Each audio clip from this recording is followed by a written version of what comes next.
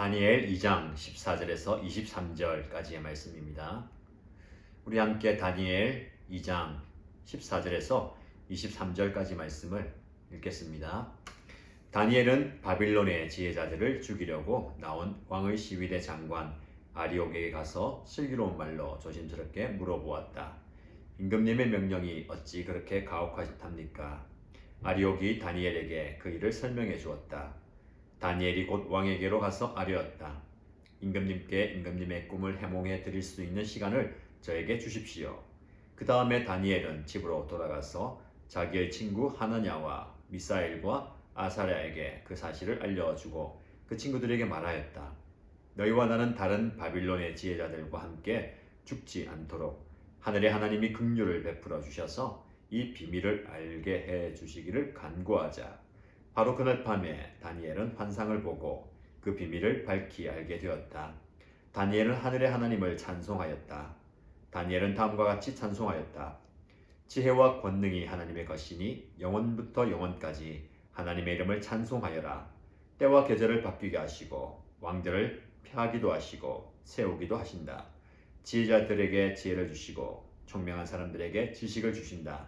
심오한 것과 비밀을 드러내시고 어둠 속에 감추어진 것도 하신다. 그분은 빛으로 둘러싸인 분이시다. 나의 조상을 돌보신 하나님, 나에게 지혜와 힘을 주시며 주님께 간구한 것을 들어주시며 왕이 명령한 것을 알게 해주셨으니 주님께 감사하며 찬양을 드립니다. 아멘. 어제에 이어서 다니엘서 2장을 함께 묵상하겠습니다. 다니엘 말씀을 통해서 하나님의 음성을 들으시고 하나님께서 저와 여러분에게 주시는 약속의 말씀을 붙들고 기도할 때에 놀라운 기도의 응답과 말씀의 능력을 체험하는 오늘 이 시간 되시고 오늘 하루가 되기를 축복합니다. 다니엘에게 위기가 닥쳤습니다. 하나님께서 포로로 바빌론에게 잡혀갔지만 그곳에서 다니엘은 하나님의 은혜와 긍휼하심을 입었죠.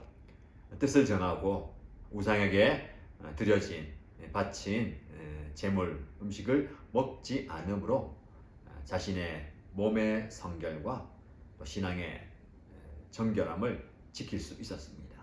그럼에도 불구하고 하나님은 다니엘과 세 친구들을 또 아름답게 지혜롭게 세우셨습니다.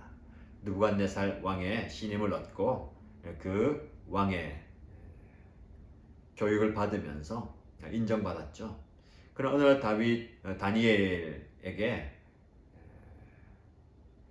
느부갓네살 왕이 보낸 신하가 찾아옵니다. 이유는 모든 지혜자들을 다 죽이라고 했던 왕의 명령을 받들고 온 거죠. 느부갓네살이 꿈을 꾸었는데 그 꿈을 어느 누구도 알지 못합니다.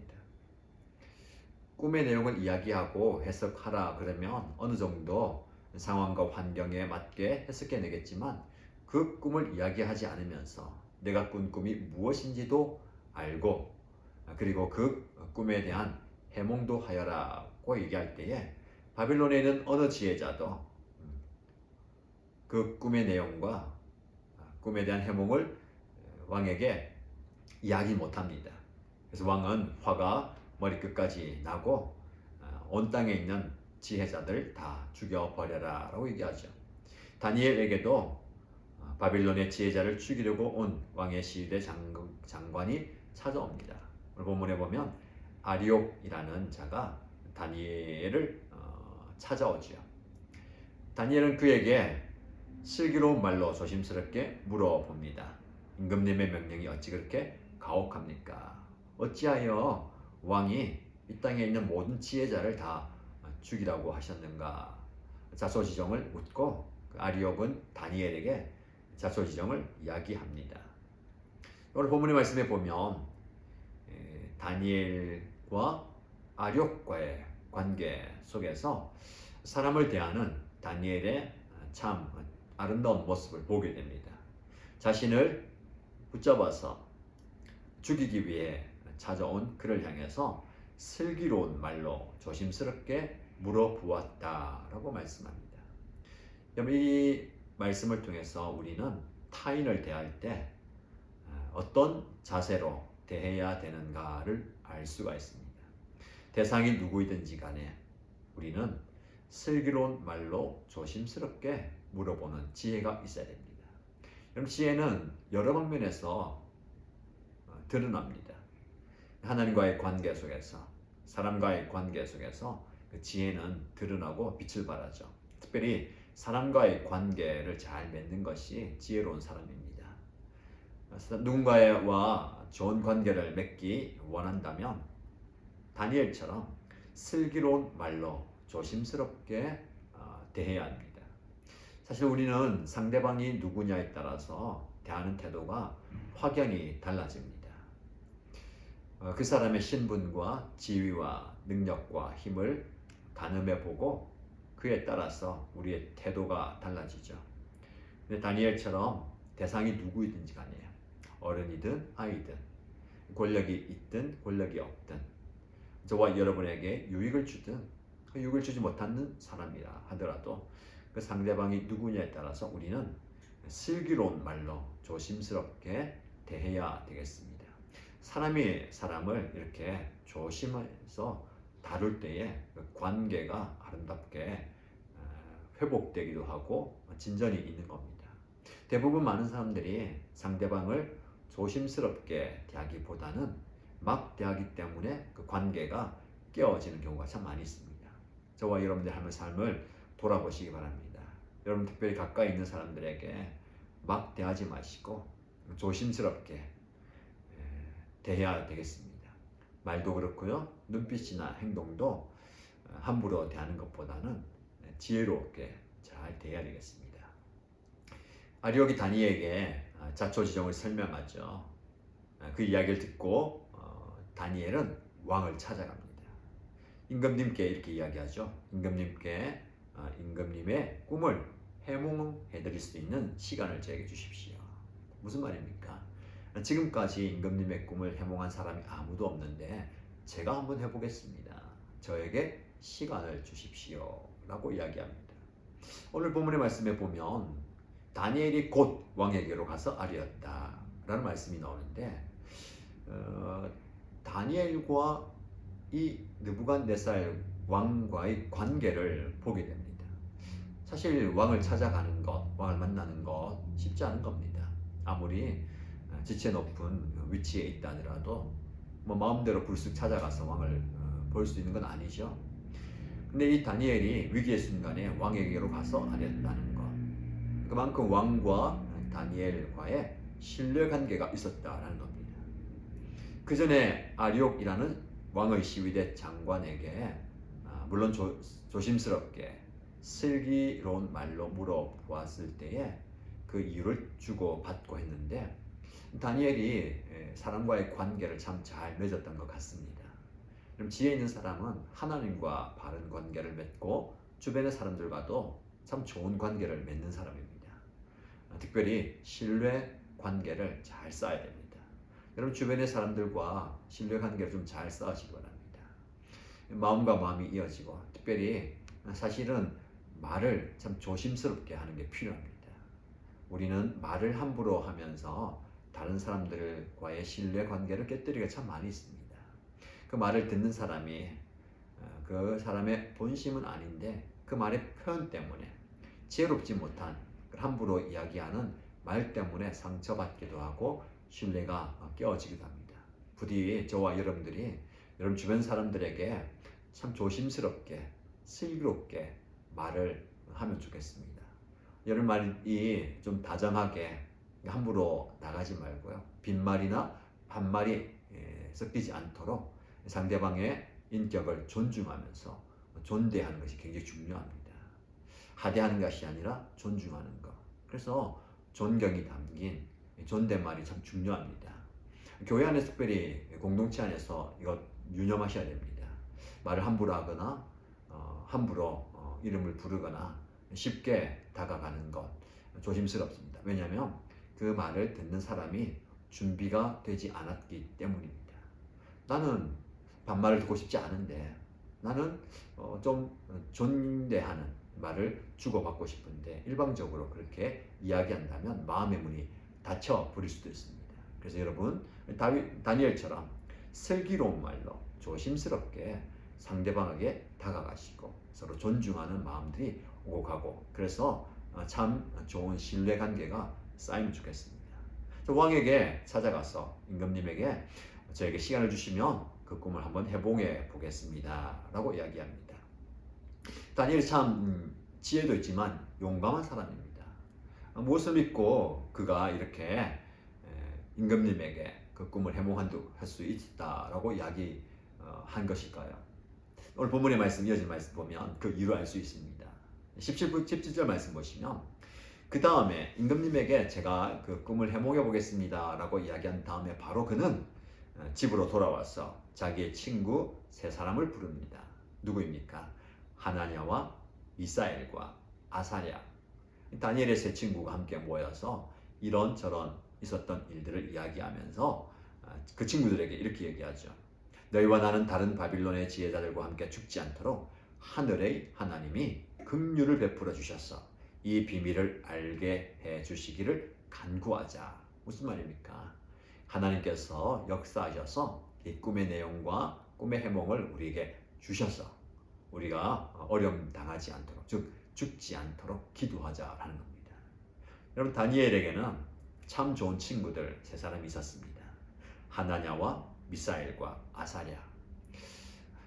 이역만리 외로운 곳에, 힘든 곳에 이렇게 서로가 서로를 의지할 수 있는 친구가 있다는 것 얼마나 귀합니까? 계속해서 우리가 사무엘하 말씀을 묵상하면서도 다윗에게 이런 참 좋은 친구들과 동력자들이 있었다라는 것을 살펴보았습니다. 저도 말씀을 묵상하면서 다윗처럼 주변에 참 좋은 사람들 세 사람이 있으면 얼마나 좋을까라고 생각을 하고 묵상했습니다. 계속해서 말씀드린 것처럼 다윗을 위해서 목숨까지도 내어줄 수 있는, 함께 비전을 공유하면서 힘든 것, 어려운 것, 고통도 참아가는 그런 동력자 말입니다.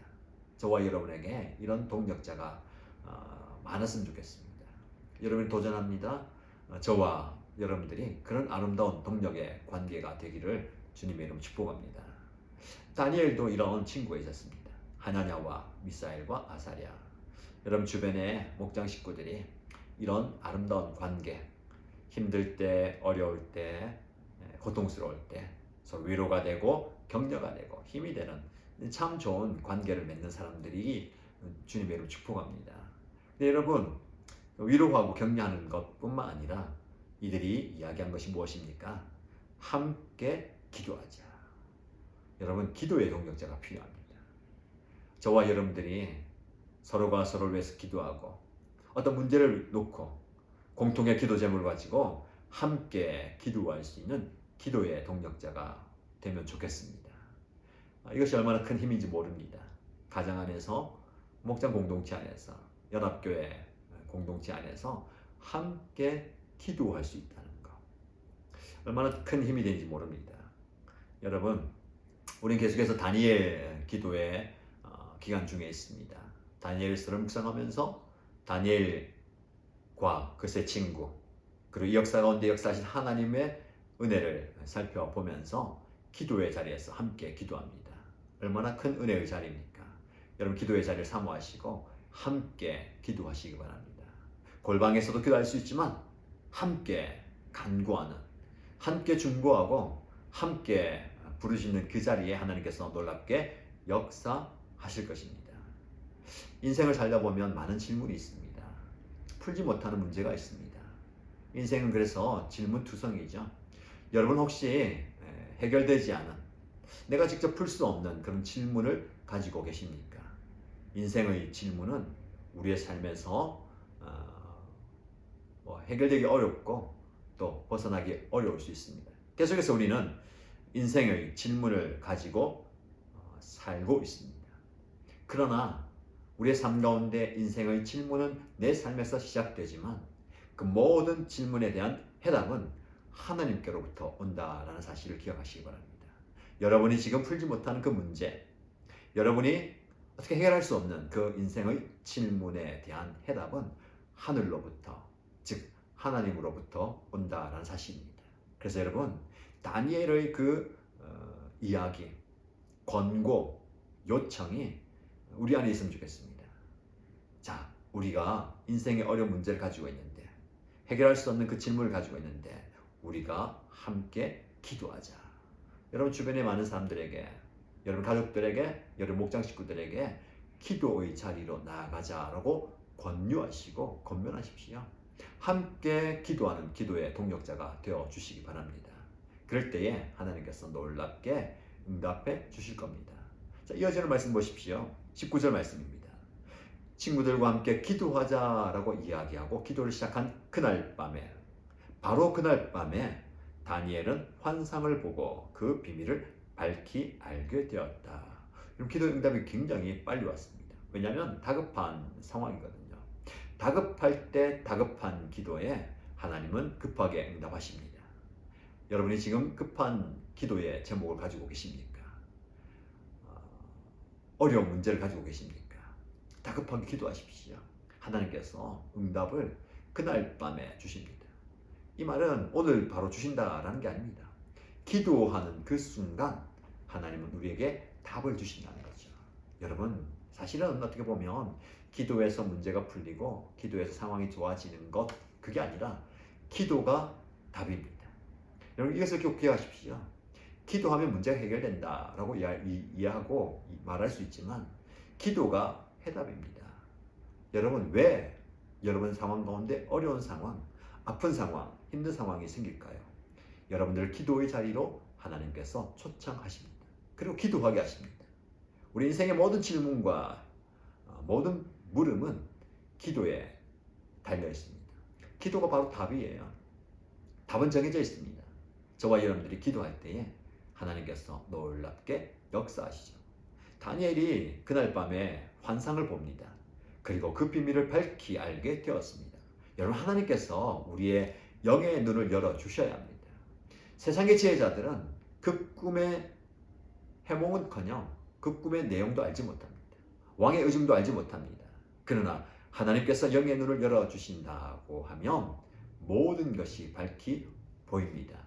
여러분, 인생을 살아가면서 많은 질문과 고민과 고통 가운데 있습니까?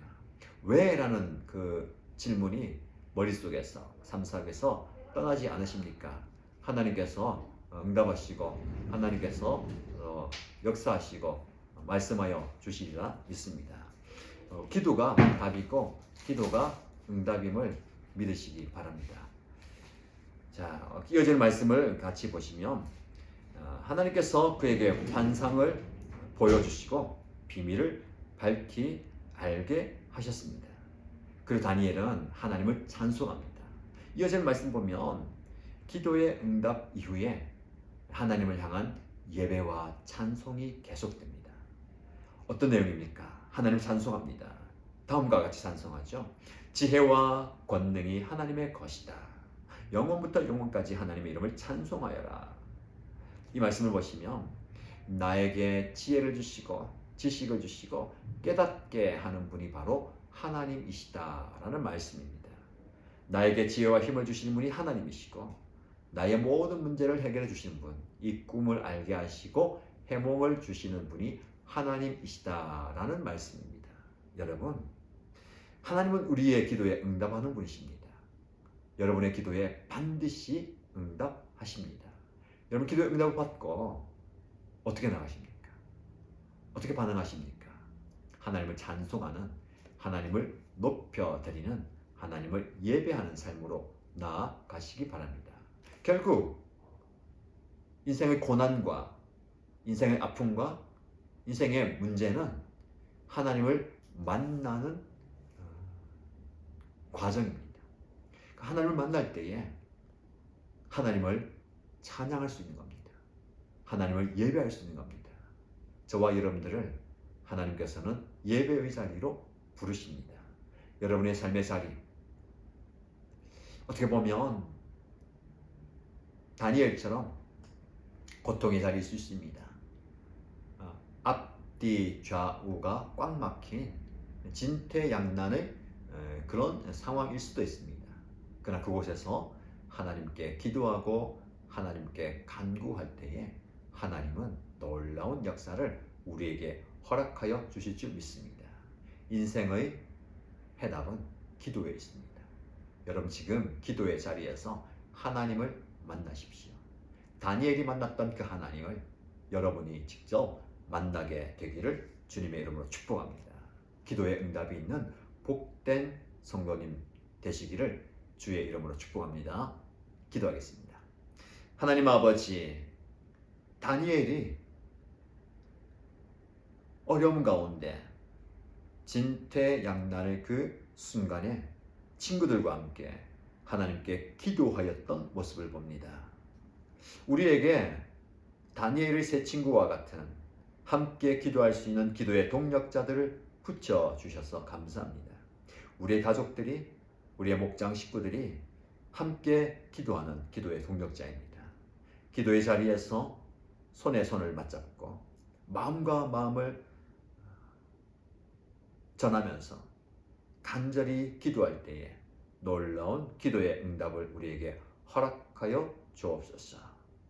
우리의 삶에 어려움과 문제와 고통이 찾아올 때에 좌절하거나 낙심하거나 실망하지 않고 그 자리에서 무릎을 꿇는 기도의 사람이 되게 하여 주옵소서. 모든 인생의 문제가 우리의 삶 가운데 일어나지만 그 문제의 해답은 바로 기도에 있다. 하늘로부터 그 답이 온다라는 것을 깨닫고 기도의 자리에 나아가는 저희들 되게 하여 주옵소서.